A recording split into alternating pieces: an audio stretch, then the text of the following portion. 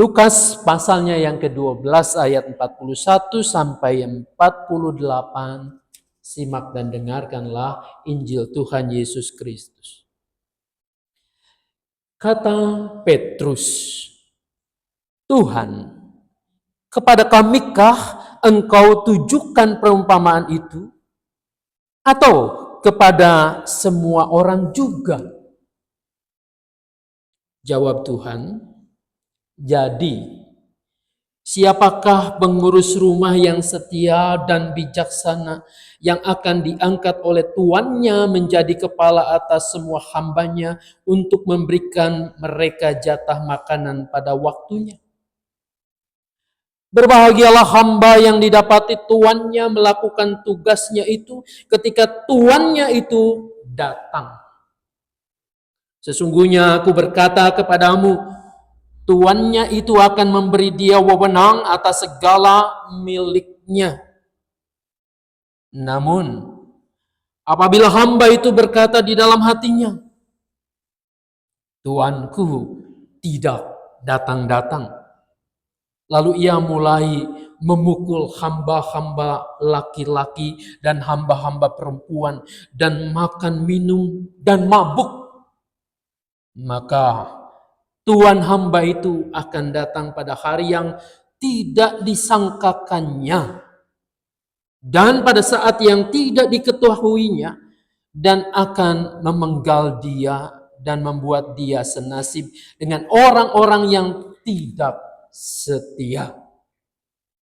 Adapun hamba yang tahu akan kehendak tuannya, tetapi yang tidak mengadakan persiapan atau tidak berbuat sesuai dengan kehendak tuannya, ia akan menerima banyak pukulan.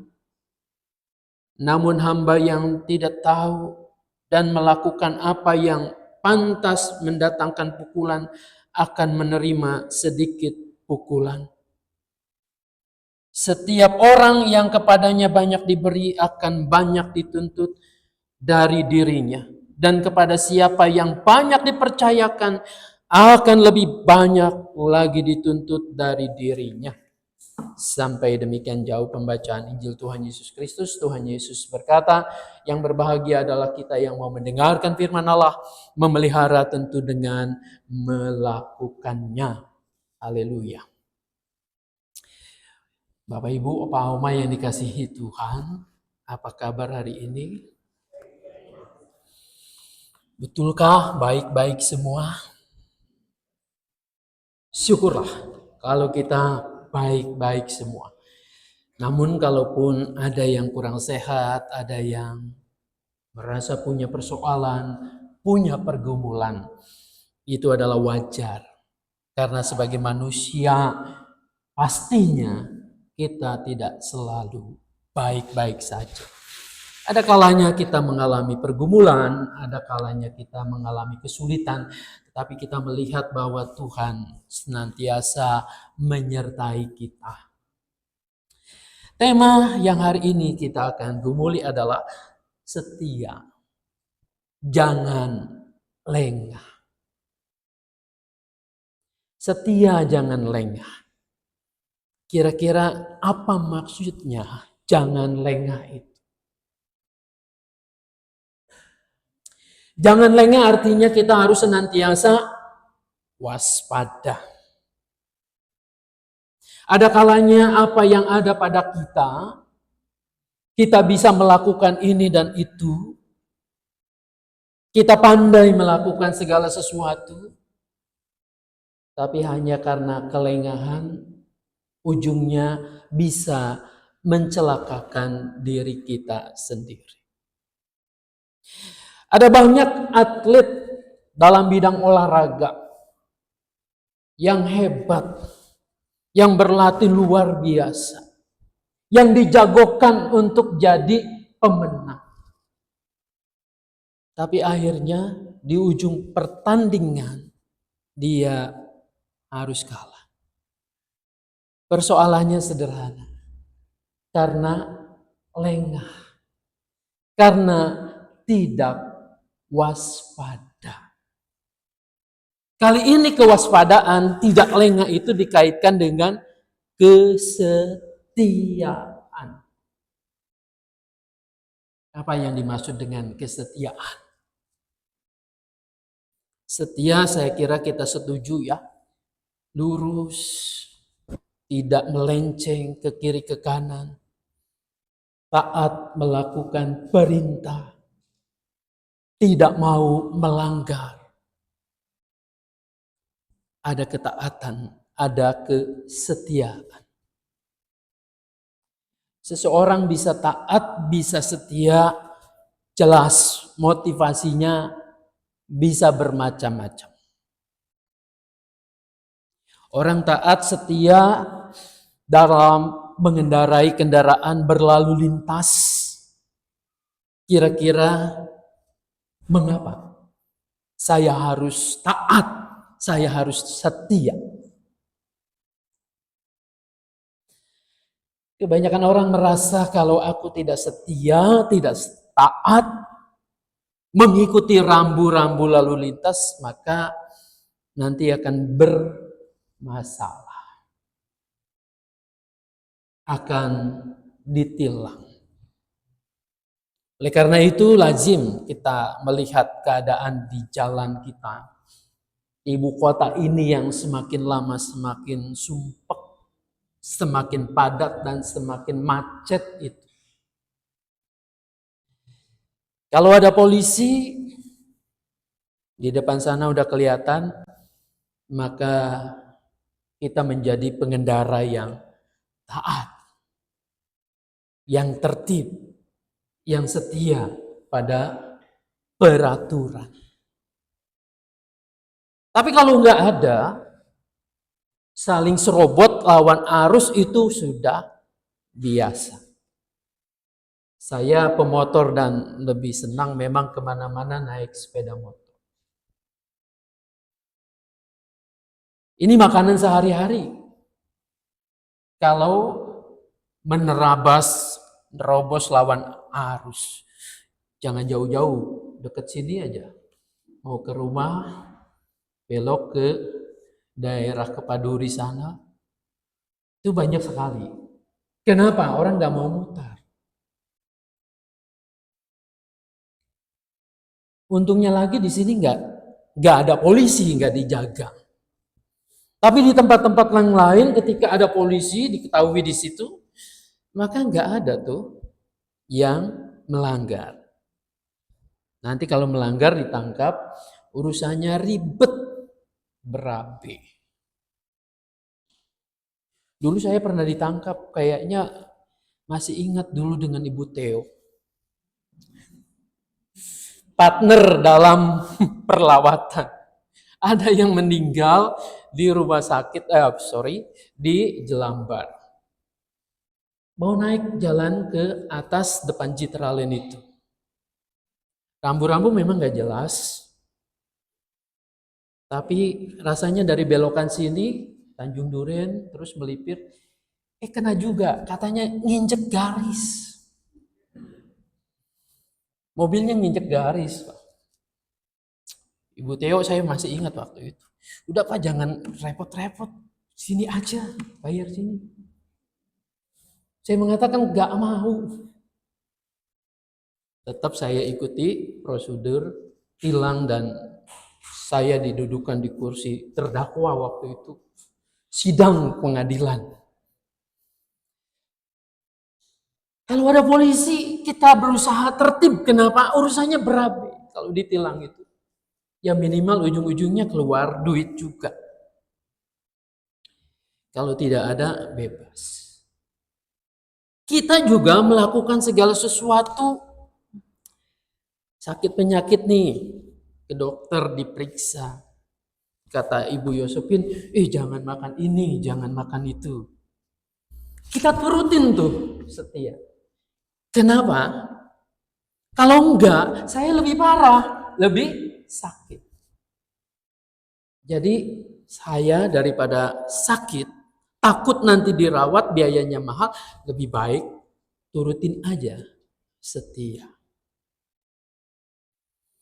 Nah di sekolah juga sama, anak-anak belajar dengan tekun, dengan baik, Kalau tidak, apa yang terjadi?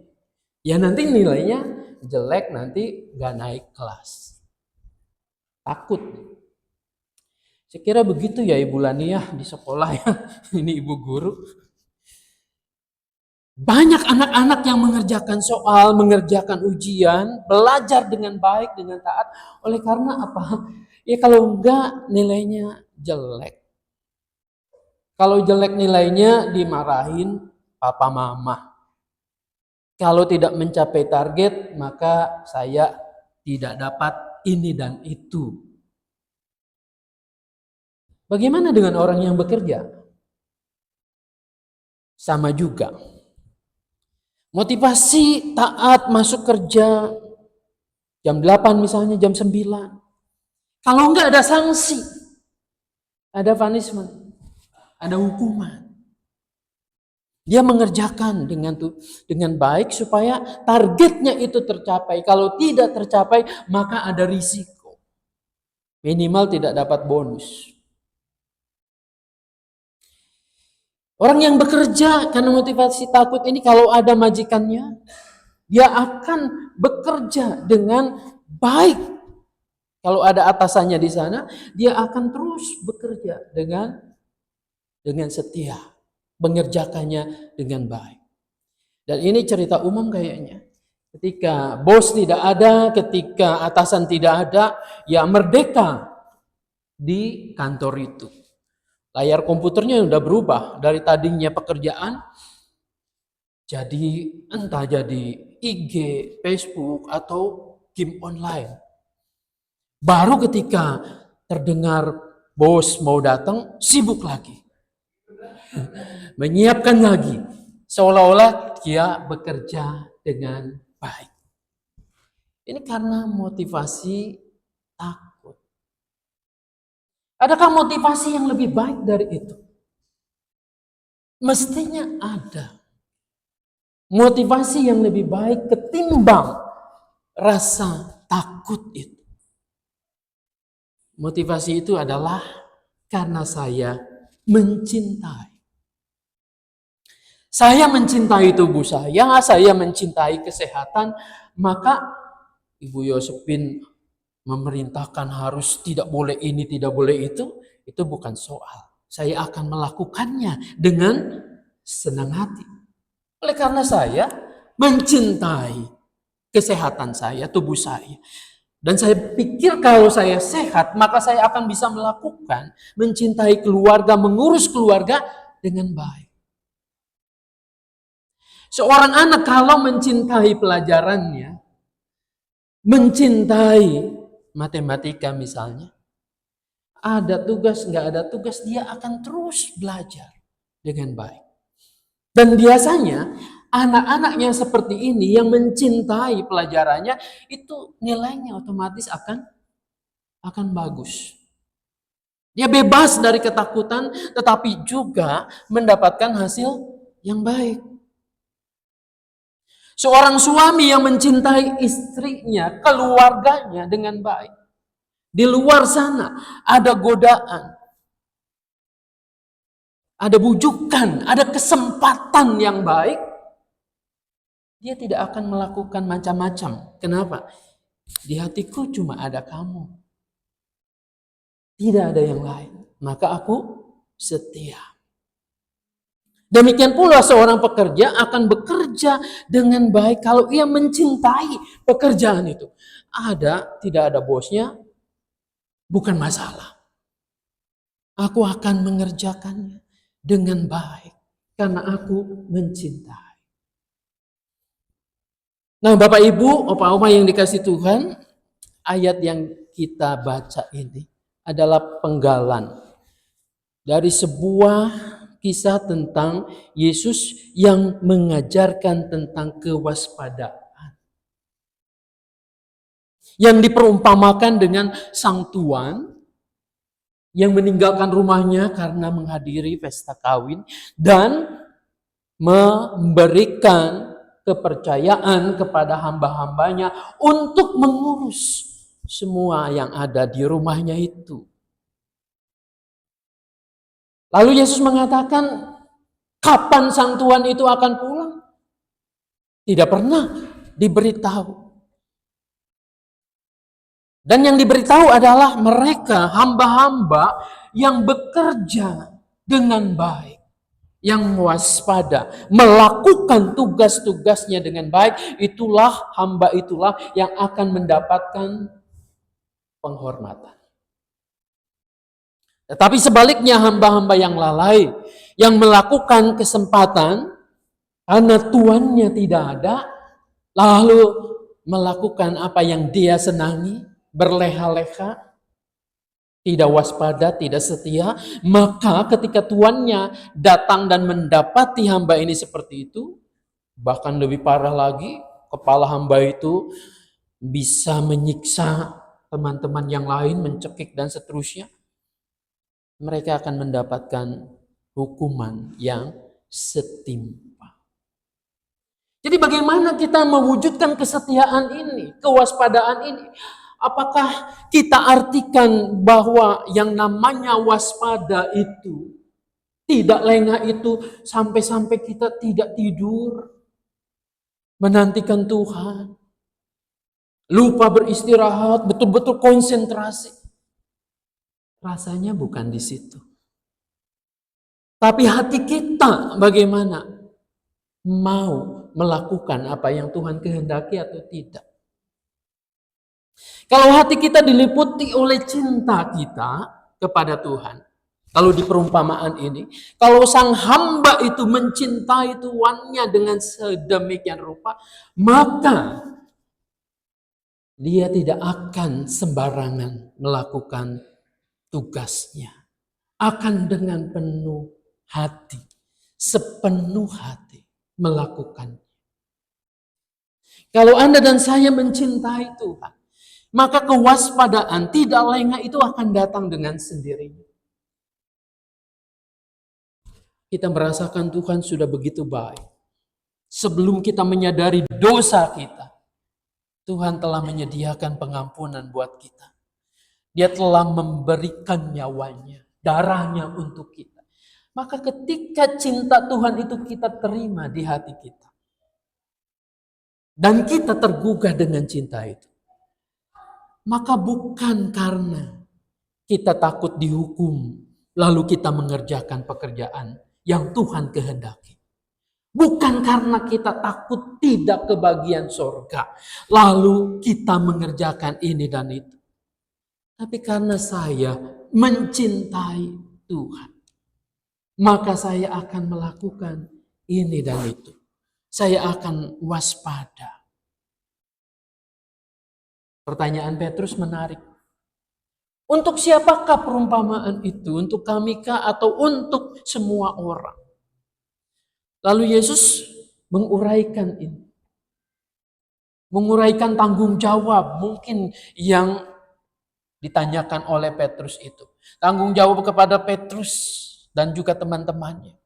Untuk memimpin, untuk memberikan contoh dan teladan bagi setiap orang percaya. Supaya mereka juga melakukan apa yang Tuhan lakukan.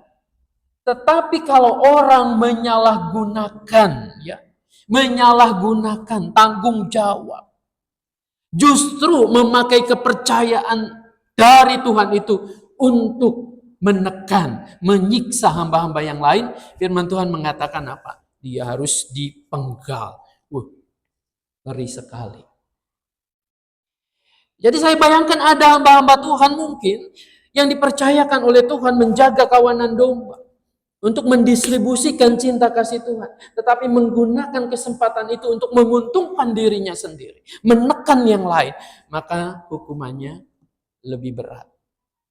Tapi ketika ada orang yang tahu nih harusnya apa yang ia lakukan, tetapi tidak melakukannya, dia akan mendapatkan pukulan, katanya.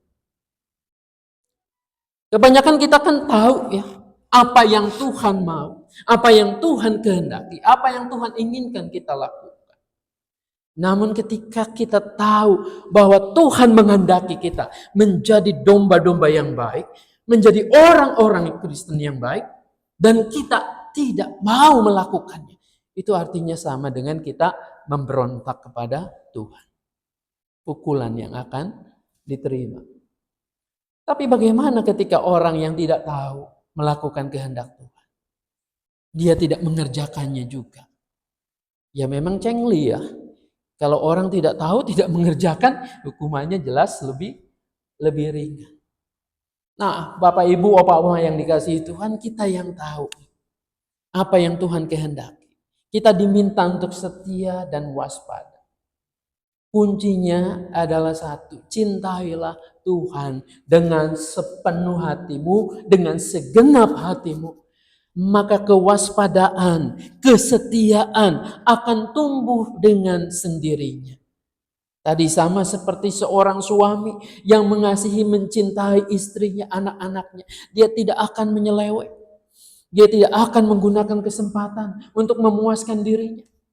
Ketika seorang anak cinta dengan pelajarannya, dia akan tekun belajar. Tidak usah tugas-tugasnya diingatkan, dia akan menyediakannya dengan baik. Seorang pekerja yang mencintai pekerjaannya, maka ia pun akan melakukan lebih dari apa yang diharapkan dari atasannya. Anda mencintai Tuhan, maka yang terjadi adalah Anda dengan sukacita, dengan senang hati akan melakukan perintah dan kehendaknya. Ini bukan beban, tapi ini adalah jalan saya untuk mencintai Tuhan. Selagi ada kesempatan, umur kita masih ada, cintailah Tuhan dengan baik. Waspada dan setia bukan beban, tetapi jalan dan cara kita mengasihinya untuk menyambut Dia yang akan menjemput kita. Dan kita akan mengatakan, terima kasih Tuhan, Engkau telah memberikan kepercayaan kepadaku. Maka Tuhan juga akan mengatakan, baik sekali hambaku yang setia. Marilah bersama-sama di dalam kemuliaan bersama dengan aku. Bukankah ini yang diharapkan oleh setiap orang di ujung hidupnya? Nanti kita disambut oleh Tuhan sendiri. Biarlah Tuhan yang menolong, memberkati kita. Amin.